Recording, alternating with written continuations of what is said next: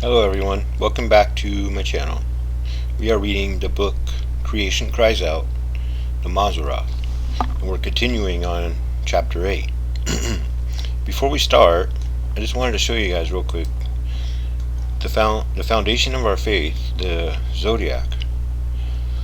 This is images of the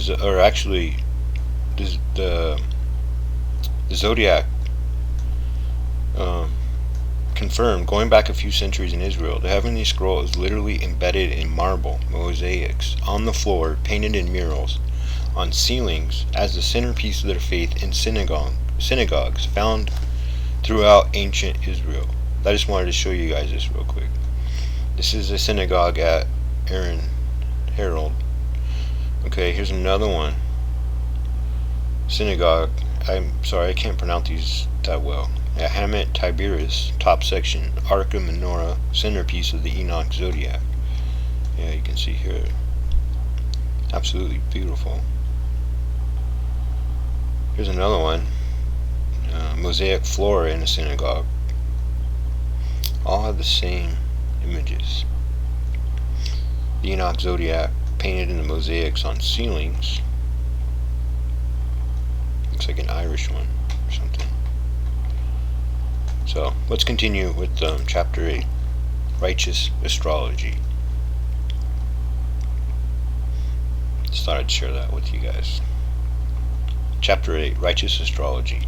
The goal of this book is to determine the original revelation from Yahuwah to man that creation cries out.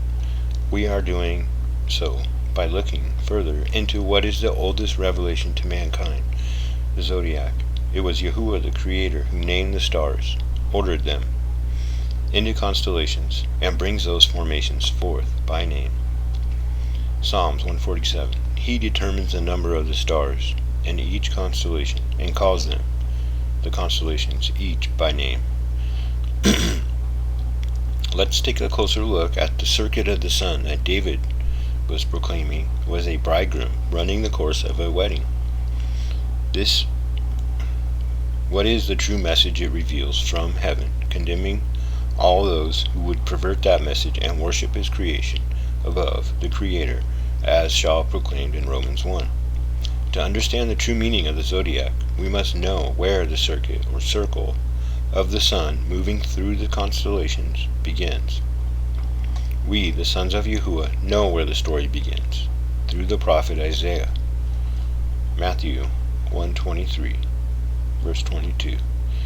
Now, all this took place to fulfill what was spoken by Yahuwah through the prophet Isaiah. Therefore, Yahuwah himself will give you a sign. Stars are for signs. The virgin, Virgo, will conceive and give birth to a son. All signs are given in the stars, as Yahuwah declared in Genesis 1:14. Yahuwah never instructed us to look for a human woman as a sign. Later in this book, I'm going to break down the restrictions in the Torah concerning the abuse of the zodiac. I'll explain that what we call astrology today is much different than how it is used in the Bible. Whether we want to admit the obvious concerning the zodiac and even divination and astrology in the Bible, there is a righteous means by which the zodiac is to be used, and an unrighteous use. The Babylonian, Chaldean astrologers, trained by the prophet Daniel, who was the chief astrologer in multiple dynasties and kings, were looking for the celestial sign. They were not running around knocking on every door from Babylon to Bethlehem, looking for a pregnant virgin. Using the zodiac to seek divine counsel from Yahuwah through astrology, in the sense of understanding the heavenly scroll, is the way Yahuwah intended the zodiac to be used. If we deny that reality, we have been brainwashed by the Catholic Church, who abolished the zodiac along with everything else holy to Yahuwah. That just makes us ignorant of the truth and stiff-necked people.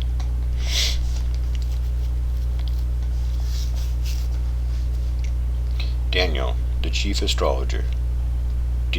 Daniel is a very good example that using the zodiac, interpreting dreams, and deciphering omens with the proper spirit and seeking those answers from the Creator is acceptable. The prophet Daniel was the chief astrologer in the Babylonian court, actually under several empires and kings.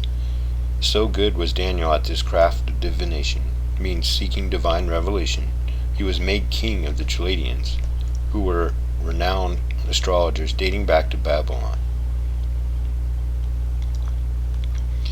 The Bible calls those who use divination techniques to seek counsel from Yahuwah prophets.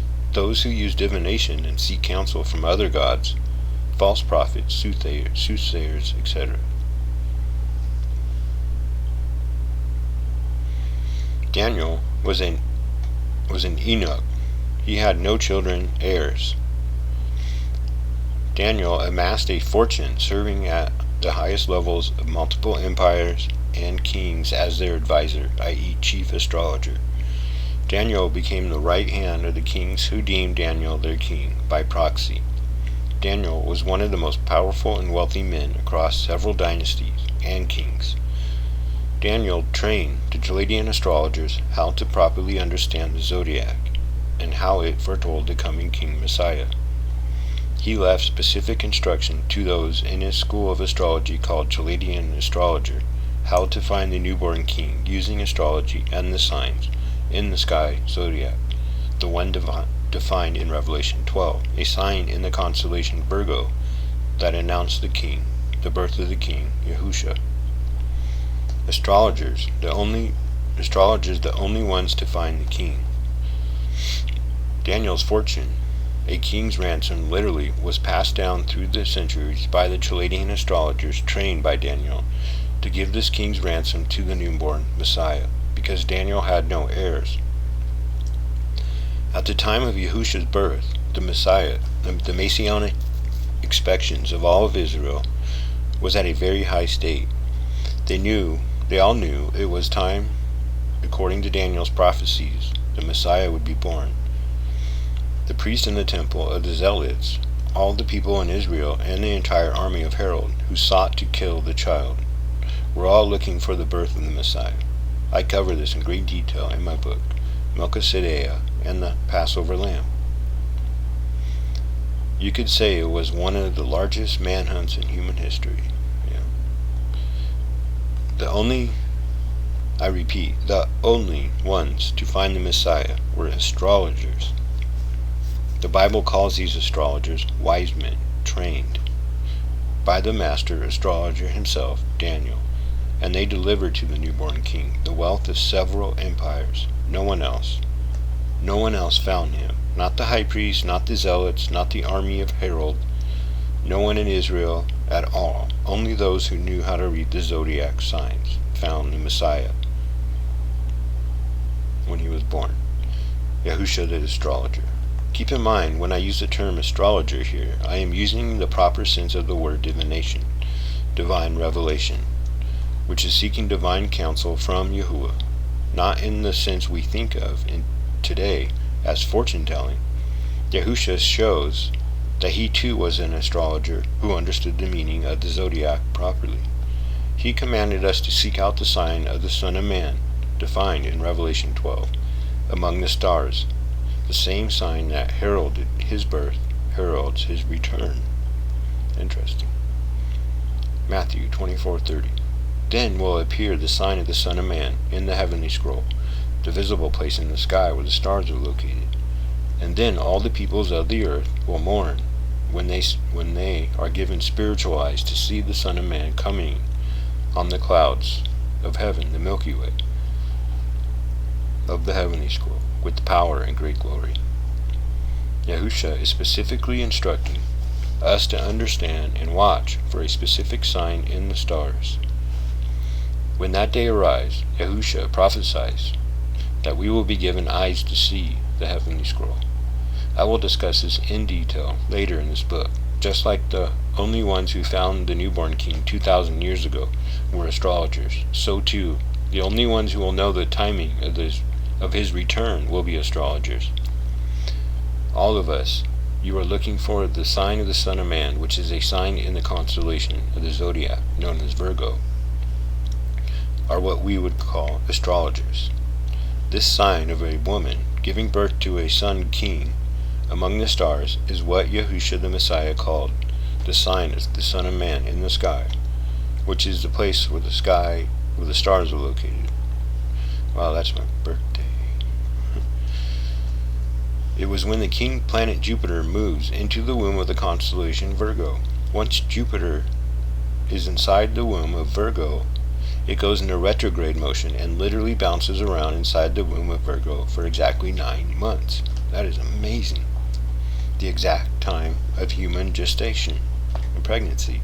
When Jupiter exits out of the birthing canal between the legs of Virgo, this is the woman giving birth and birth pangs spoken of in Revelation chapter 12, which describes this sign in the zodiac in great detail. Below is the upcoming event, which has already happened, on Yom Teruah 2017. Yes, that is when I started reading the Bible. Revelation 12, verse 12. And then a great wonder appeared in heaven, the zodiac. There was a woman, Virgo, who was clothed with the sun, and the moon was under her feet.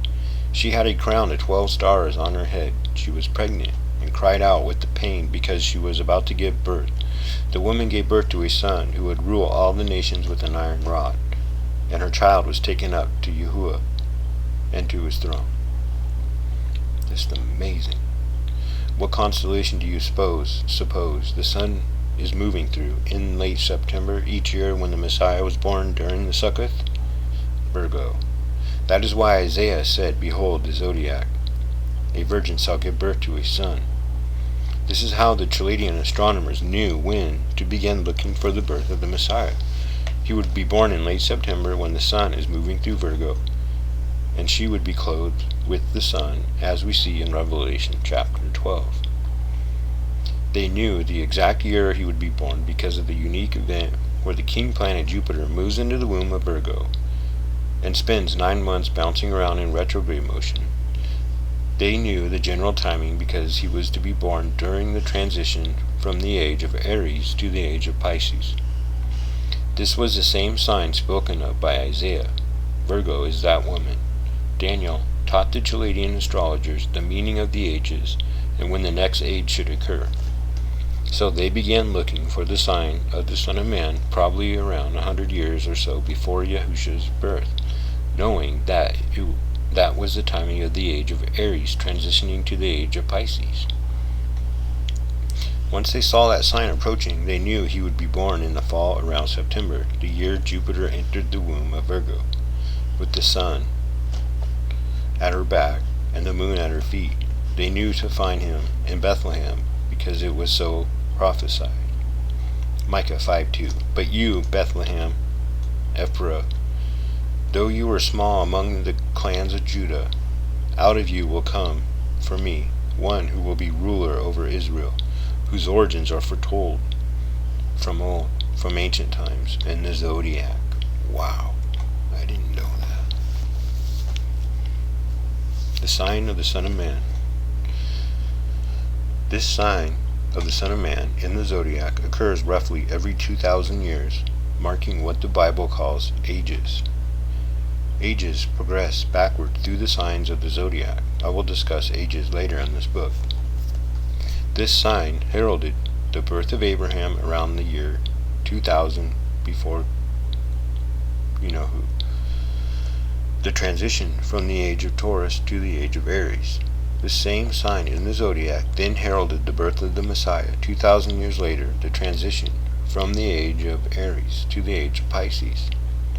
The same sign in the zodiac returns in the heavens to herald the return of the king and the age transition from Pisces to Aquarius on Yom Teruah 2017. I am not saying Yahusha returns on the specific day. I am saying that it marks the progression of the ages.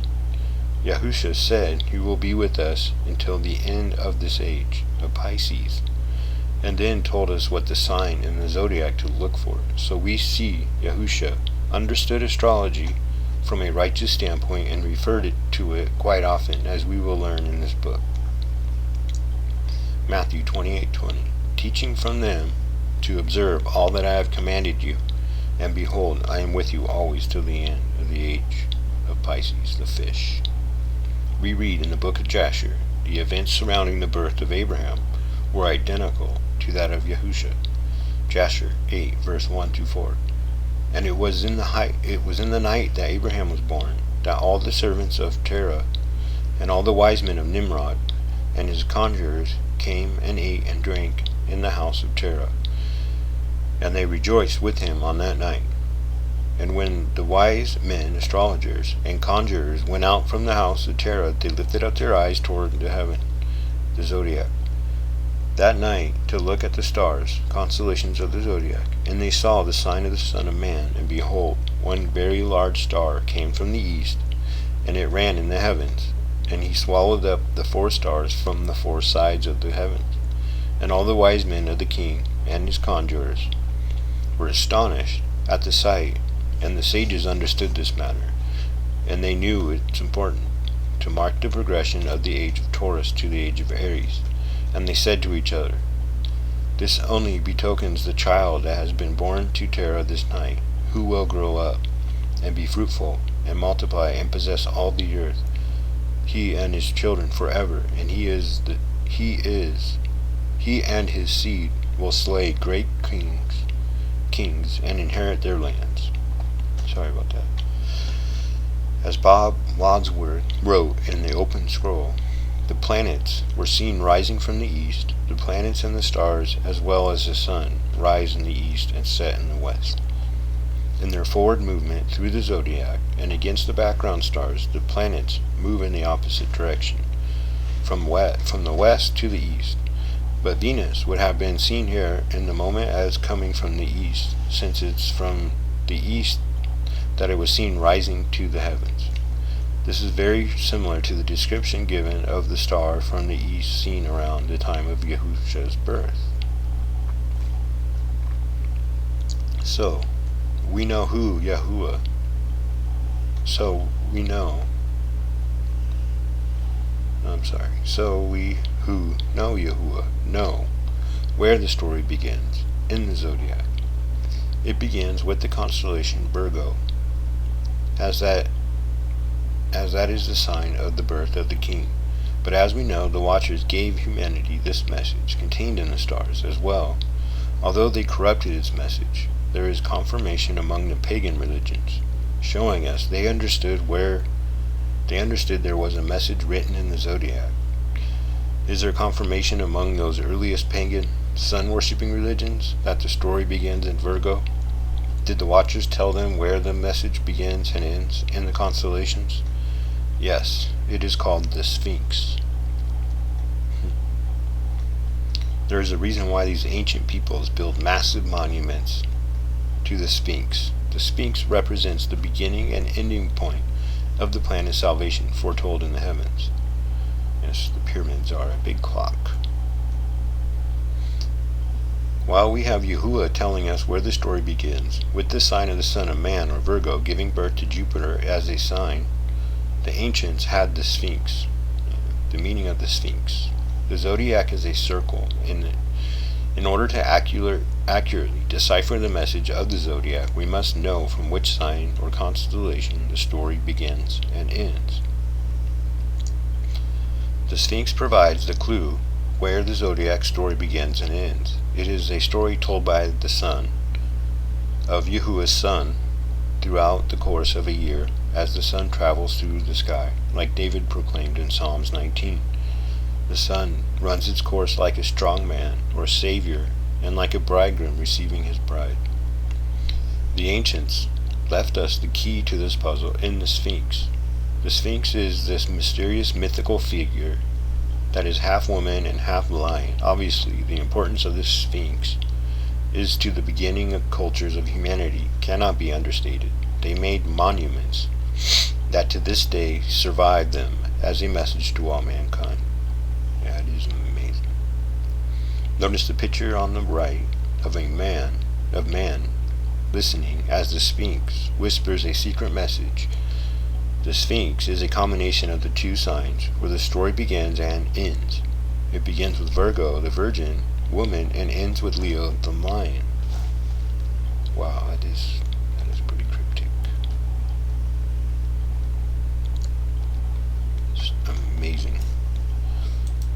Alright, come back and watch the next video for chapter 9.